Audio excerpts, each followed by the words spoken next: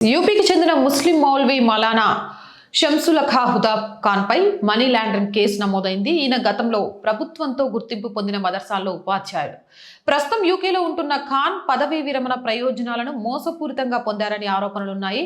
ఖాన్ 33 కోట్లకు పైగా స్థిరాస్తులు సంపాదించాడని, అలాగే దేశీయ విదేశీయ సంస్థల నుంచి అనుమానాస్పదంగా 5 కోట్ల నగదును కూడా పొందినట్లు తెలుస్తోంది.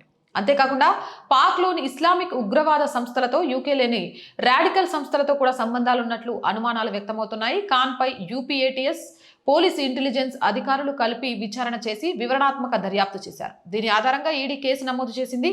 1984లో ఖాన్ ప్రభుత్వ సహాయంతో పనిచేసే మదర్సాలో అసిస్టెంట్ టీచర్గా నియమితుడయ్యాడని అధికారిక రికార్డులు వెల్లడిస్తున్నాయి.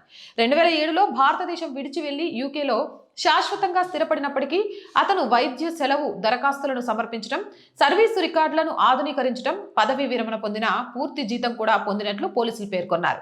2013లో బ్రిటిష్ పౌరసత్వం పొందిన తర్వాత కూడా అతను దాదాపు 10 సంవత్సరాల పాటు నిరంతరాయంగా ప్రభుత్వ జీతం అందుకున్నాడని కూడా దర్యాప్తులో తేలింది. ఇప్పటివరకు మదర్సాలలో దొంగ ఓట్ల ముద్రణ, మత ఛాందస్సాన్ని నూరిపోయడం, హిందువులను